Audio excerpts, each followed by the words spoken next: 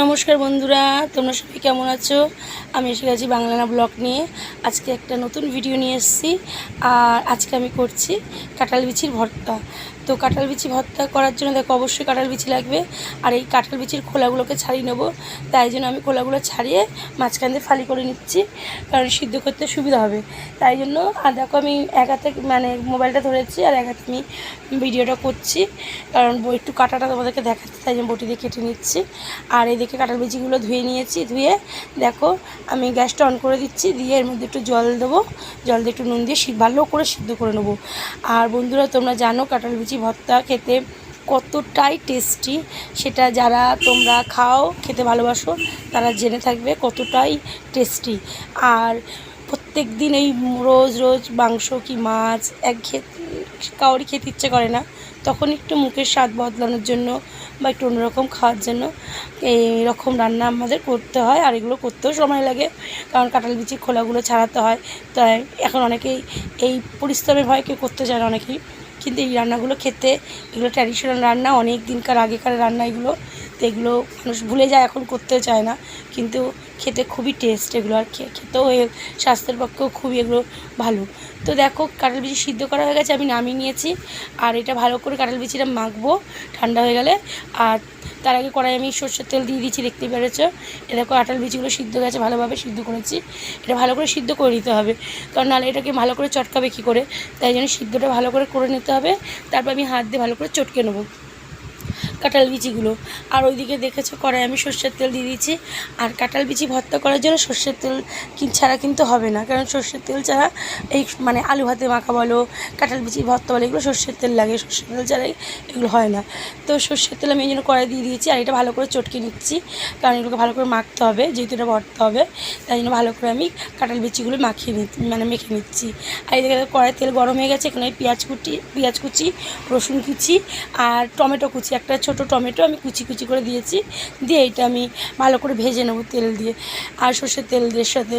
আর এখানে তোমরা চাইলে একটা শুকনো লঙ্কা দিতে পারো, কিন্তু আমি শুকনো লঙ্কা গোটা ফোড়ন দিইনি, কারণ আমি শুকনো লঙ্কার গুঁড়ো দেবো। আর এখানে দেখা যাচ্ছে সামান্য নুন দিয়েছি, কারণ যেহেতু কাঁঠাল বিচি সিদ্ধ করার সময় আমি নুনটা দিয়ে রেখেছি, তাই জন্য এখানে সামান্য পরিমাণে একদম নুন দিয়েছি, নাহলে অনেকটা নুনটা হয়ে যাবে, নুন হয়ে যাবে, সেই জন্য নুনটা অল্প দিয়েছি। তোমরা পারলে নুন নুন চেকে পরিমাণ মতো দিও। আর এখানে দেখো ভালো করে এটা ভেজে নিচ্ছি, আর টমেটোগুলো ভালো করে থেতে খুন্তি দিয়ে দিচ্ছি, যেহেতু এটা ভর্তা হবে। আর সেহেতু আমি ভালো করে টমেটোগুলোকে ভালো করে খুন্তি দিয়ে ভেঙে দিচ্ছি। আর এখানে একটু শুকনো লঙ্কার গুঁড়ো দিয়ে দিচ্ছি। তো বন্ধুরা অসম্ভব এত টেস্ট হয় যে এই কাঁঠাল বিচির ভর্তা। আর এই কাঁঠাল বিচির ভর্তাতে তোমরা যেমন ভাত খেতে খেতে ভালো লাগে, তেমনই রুটি দিয়েও তুমি খেতে পারবে তোমরা, আর পরোটা দিয়েও খেয়ে দেখবে, খুব দুর্দান্ত লাগে। তো দেখো বন্ধুরা ভাজা এটা পেঁয়াজটা আর এই যে টমেটো আর রসুনটা ভাজা হয়ে গেছে। এর মধ্যে আমি একটু সামান্য পরিমাণে একটু হলুদ দিলাম, দিয়ে আবার নেড়ে চেড়ে নেবো, নিয়ে কাঁঠাল বিচিগুলো আমি দিয়ে দেবো। দেখো কি সুন্দর একটা বেশ কালার হয়ে গেছে না? তো এবার আমি ওই কাঁঠাল বিচি যে মেখে রেখেছি চটকে, তো ওইটাকে আমি দিয়ে দেবো, দিয়ে নামিয়ে নেবো। বেশিক্ষণ লাগে না, শুধু একটু কাঁঠাল বিচিগুলো খোলাগুলো ছাড়াতে একটু যা সময় লাগে, খোলাগুলো ছাড়িয়ে যদি সিদ্ধ করো ঝাপা হয়ে যায়। তা আবার খোলা শুধু সিদ্ধ করা যায়, কিন্তু আমি একটু খোলাগুলো শুকিয়ে খোলাগুলো ছাড়িয়ে নিয়েছি ঝাপা তারপর আমি সিদ্ধ করেছি। তো এই জন্য এইভাবে করেছি। আর খেতে তো জানো না এত ভালো লাগে আমার এই কাঁঠাল আমি খাই না, কিন্তু এই কাঁঠাল বিচি খেতে দুর্দান্ত লাগে। ভর্তা বলো, কাঁঠাল বিচির ডালনা বলো, এগুলো দুর্দান্ত লাগে খেতে। কাঁঠাল বিচি আমরা পোড়াতাম ছোটোবেলায়, জানো তো, পুড়িয়ে খেতাম, ওইগুলোও খেতে ভালো লাগে। তো কাঁঠাল বিচির যে কোনো রেসিপি আমার খুবই ভালো লাগে। তো যাই হোক, ভর্তাটা বানাচ্ছি, হয়েও এসছে, এবার নামিয়ে নেবো।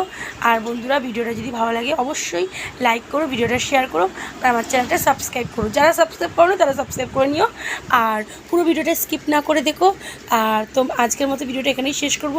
তোমরা অবশ্যই ভালো থাকবে, আর ভিডিওটা কেমন লেগেছে অবশ্যই কমেন্টে জানিও বন্ধুরা। তো বন্ধুরা আজকের মতো এইটুকানি, দেখাবে নতুন একটা ভিডিওতে আজকের মতো। আর তোমাদের আর কী বলবো, তোমরা ভালো থেকো, সুস্থ থেকো, টাটা। এখানে ভিডিওটা শেষ করছি।